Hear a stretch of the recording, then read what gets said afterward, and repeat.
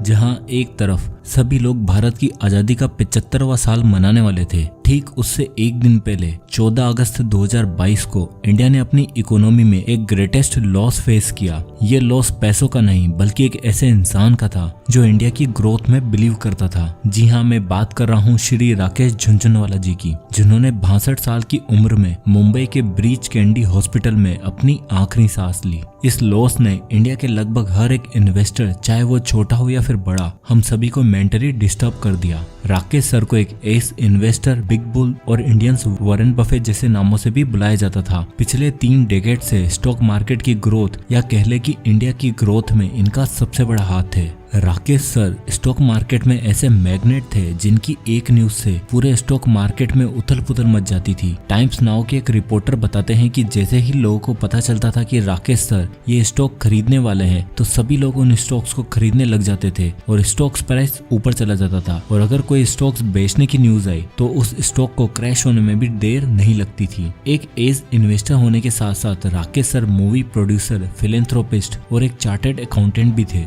वो इंडिया के young investors के लिए एक बहुत ही बड़ी इंस्पिरेशन थे। मुझे आज भी याद है जब फर्स्ट टाइम मैंने स्टॉक मार्केट के बारे में सुना था तो हर वीडियो, हर ब्लॉग में Rakesh Jhunjhunwala India's big bull, biggest investor लिखा होता था। राकेश सर का विजन इंडिया की इकोनॉमी को एक ऐसे पोजीशन पर लाकर जाना था जहां पर world leaders like America, China जैसी कंट्री थ्राइव कर रही थी। पर राकेश झुनझुनवाला में ऐसा क्या था जिसकी वजह से उन्हें इंडिया में इतनी वैल्यू मिलती थी? उनकी ऐसी कौन सी क्वालिटीज और सक्सेस स्टोरीज थी जिन्होंने हमारे prime minister mister Narendra Modi ji को भी इंस्पायर कर दिया? तो दोस्तों, इन्हीं सवालों का जवाब लेकर और मिस्टर झुनझुनवाला सर को ट्रिब्यूट करते हुए हम आपके लिए आज की ये वीडियो लाए हैं, जिसमें आपको जानने को मिलेगा कि अपनी पूरी लाइफ में राकेश सर ने ऐसे कौन कौन से डिसीजन लिए जिनकी वजह से वो 45,000 करोड़ के फॉर्चून को बिल्ड कर पाए। और उनकी लाइफ की कुछ ऐसी अनकही इंटरेस्टिंग स्टोरीज हैं जो सिर्फ आपको एक अच्छा इन्वेस्टर ही नहीं बल्कि एक अच्छा इंसान भी बनने में मदद करेगी। तो अब देखते हैं द स्टोरी यू नो। अपने एक इंटरव्यू के दौरान राकेश सर ने कहा था, मैं हूँ तो एक सीनियर ऑफिसर का बेटा पर एक मारवाड़ी अग्रवाल हूँ। राकेश सर का जन्म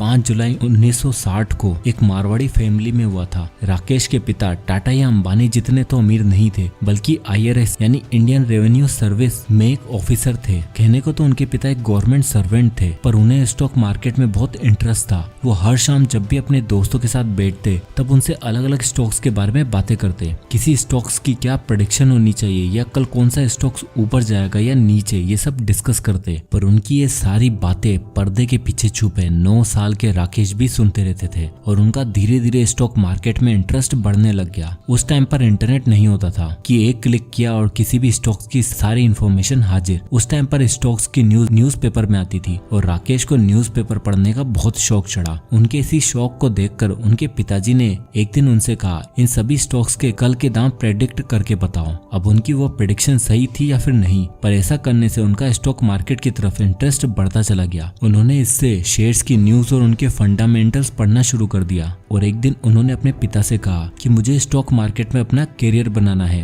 राकेश बताते हैं कि उनके पिता बहुत ही सपोर्टिव एंड ओपन माइंडेड थे, पर उस समय उन्होंने राकेश को स्टॉक मार्केट में करियर परस्यू करने से पहले एक प्रोफेशनल डिग्री लेने की सलाह दी और साथ ही बिल्कुल मना कर दिया कि इस बीच में तुम ट्रेडिंग नहीं करोगे और फ्यूचर में अगर तुम ट्रेडिंग करना भी चाहते हो तो हम तुम्हें एक पैसा नहीं देंगे। तुम्हें जो सीखना होगा खुद ही सीखना पड़ेगा और न ही तुम अपने किसी दोस्त या रिलेटिव से कभी पैसे लोगे। तो अपनी CA की पढ़ाई कंप्लीट करने के बाद राकेश ने फाइनली डिसाइड किया कि वो दलाल स्ट्रीट में काम करेंगे। मुंबई में उनके पिताजी का एक घर था तो उन्हें रहने की कोई खासी दिक्कत नहीं हुई, पर उनके सामने असली दिक्कत तो ये थी कि उनकी जेब में सिर्फ थे 5,000 रुपए और इन्वेस्टिंग करने के लिए एक भी क्लाइंट नहीं था। ऐसे में राकेश सर ने अपनी भाई की मदद ली और उनके भाई ने अपने कुछ क्लाइंट्स को राकेश को कनेक्ट करवाया। राकेश ने डबल रिटर्न देने का वादा किया तो उनमें से एक लेडी क्लाइंट ने राकेश को 2.5 लाख रुपए दिए और दूसरे ने 10 लाख रुपए। और इन पैसों से राकेश सर ने टाटा टी के 5,000 शेयर्स, जिनकी वैल्यू उस समय 43 रुपीज चल रही थी, उन्हें खरीदा और देखते ही देखते 3 से 4 महीने के अंदर ही अंदर उस स्टॉक्स का प्राइस 43 रुपए से 143 रुपए तक चला गया।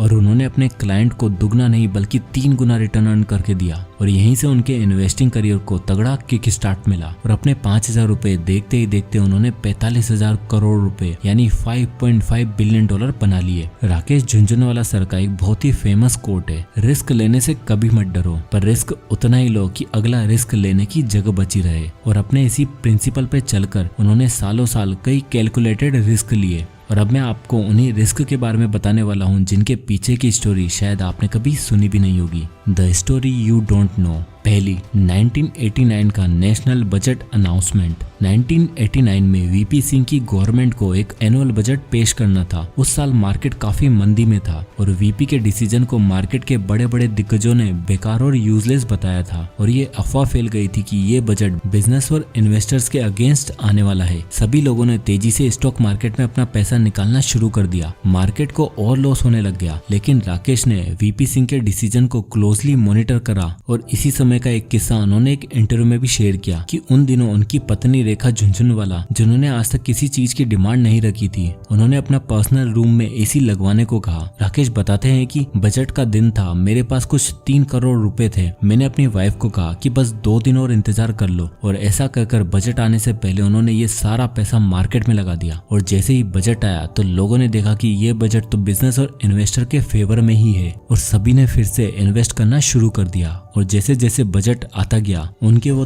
3 करोड़ रुपए की वैल्यू 20 करोड़ रुपए हो गई, यानी 6 गुना। और वो रात को घर आए और अपनी वाइफ से बोला अपना एसी आ गया। राकेश सर का ये डिसीजन इसलिए सही हुआ क्योंकि उन्हें अच्छे से पता था कि वीपी सिंह जो खुद एक फाइनेंशियल बैकग्राउंड रखते हैं, साथ ही साथ भारत के फाइनेंस मिनिस्टर भी रह चुके थे, वो हमेशा बिजनेसेस और इन्वेस्टर के फेवर में ही बजट पास करेंगे और उनकी ये प्रेडिक्शन सही रही, जिससे वो एक दिन में 20 करोड़ रुपए बना पाए। Story number 2, 1992 Harshad Mehta scam. Rakesh Jhunjhunwala sir high risk लेने के लिए जाने जाते थे और ज्यादातर समय उनके ये सारे रिस्क सही भी रहे और ऐसे ही उन्होंने अपनी लाइफ का सबसे बड़ा रिस्क लिया 1992 में हर्षद मेहता स्कैम के दौरान। वो बताते हैं कि मैं स्टॉक मार्केट में तब से इन्वेस्ट कर रहा हूँ जब सेंसेक्स 150 पॉइंट पर था और उन दिनों स्टॉक मार्केट काफी ज्यादा बूम पर था और उसमें सबसे बड़ा हाथ था हर्षद मेहता का। राधा किशन दमानी जी, जिनको राकेश अपना गुरु मानते थे, उन्होंने राकेश को सलाह दी कि मार्केट बड़ी तेजी से ऊपर की तरफ जा रहा है, लोग इन्वेस्ट ज्यादा कर रहे हैं और डाइल्यूट कम, जरूर कोई ना कोई स्कैम है, तो तुम एक काम करो, तुम अपनी इन्वेस्टमेंट को शॉर्ट सेल कर लो। शॉर्ट सेलिंग मार्केट की एक बहुत ही अमेजिंग टर्म है जहाँ पर मार्केट के अप जाने पर नहीं बल्कि डाउन जाने पर इन्वेस्ट करा जाता है। तो जैसे कि राधा किशन दमानी जी ने सजेस्ट किया था, हुआ बिल्कुल वैसा ही। जब ये स्कैम पकड़ा गया तो इंडिया का स्टॉक मार्केट बुरी तरह कोलैप्स कर गया। मार्केट 40% से डाउन हो गया और अराउंड 900 करोड़ रुपए मार्केट से वाइप आउट हो गए और राकेश ने इसी प्रेडिक्शन से अपनी पोजीशन को शॉर्ट सेल करते हुए काफी पैसा कमाया। और यही वो टाइम था जब वो बियर गैंग को छोड़कर इंडिया के बिग बुल बन गए और साथ ही उन्होंने ये भी प्रेडिक्ट किया था कि अभी जो सेंसेक्स 2500 पॉइंट पर है वो फ्यूचर में 50,000 पॉइंट भी टच करेगा और उनकी ये प्रेडिक्शन सही भी निकली क्योंकि शुरू से ही उन्हें इंडिया की ग्रोथ और उसके बिजनेस में काफी पोटेंशियल दिखता था और उनको देखकर हम जैसे लाखों लोगों ने स्टॉक मार्केट की नॉलेज लेना सीखा और शायद ही इंडिया में उनके जैसा कोई दूसरा बिग बुल हो। Story number 3, the Titan investor. Rakesh sir ने अपनी लाइफ में जो सबसे अमेजिंग बेट खेली वो थी टाइटन स्टॉक में इन्वेस्टमेंट। उन दिनों टाइटन नया नया मार्केट में आया था और उसका प्राइस कुछ 3 से 4 रुपए चल रहा था। राकेश सर ने बहुत स्टडी और कंपनी की डिटेल्स चेक करने के बाद टाइटन के स्टॉक्स में इन्वेस्ट किया। उन्होंने इतना हेविली इन्वेस्ट किया कि सभी लोगों ने उन्हें कहा कि ये एक बहुत ही फेल मूव साबित हो सकती है और किसी भी पेनी स्टॉक्स में इतना ज्यादा पैसा लगाना ठीक नहीं है। पर राकेश सर ने इसी स्टॉक को पेनी नहीं बल्कि मल्टी बैगर स्टॉक समझा और उसके फ्यूचर विजन पर बेट करते हुए कंपनी के 4.4 करोड़ स्टॉक्स खरीद लिए। और हुआ ये कि ओवर द पीरियड टाइटन के स्टॉक्स प्राइस बढ़ता चला गया और जब राकेश सर ने टाइटन में इन्वेस्ट किया था तब उसकी वैल्यू 200-300 करोड़ रुपए की थी और आज इस कंपनी की वैल्यू 22 लाख करोड़ रुपए है। और रिसेंटली जब टाइटन ने अपना ऑल टाइम हाई टच किया था तब राकेश सर को एक दिन में 900 करोड़ का प्रॉफिट हुआ। और इसके बाद उनकी लाइफ में एक और इंटरेस्टिंग और अमेजिंग किस्सा हुआ, वो था meeting with the prime minister. तो story number 4, meeting with the PM Modi ji. तो हाल ही में राकेश सर ने अक्सा एयरलाइंस की शुरुआत करी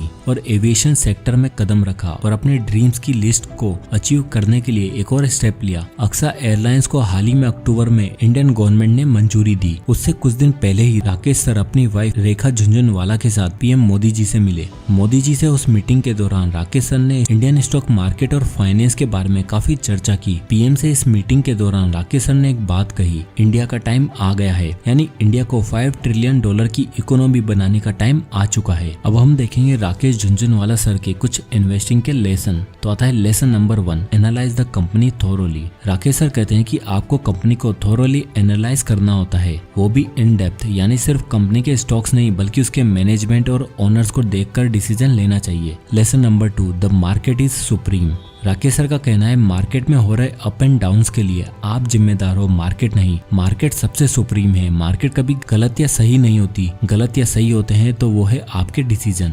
number 3, invest in mutual funds. उनका कहना था कि अगर आप एक्सपर्ट नहीं हो तो म्यूचुअल फंड के रास्ते से शेयर में इन्वेस्ट करो, और अगर इंडिविजुअल स्टॉक्स परचेज करना ही है तो केवल 5% कैपिटल से शुरुआत करो और बाकी बचा पैसा म्यूचुअल फंड में इन्वेस्ट करो। Number 4, don't get caught in get rich scheme.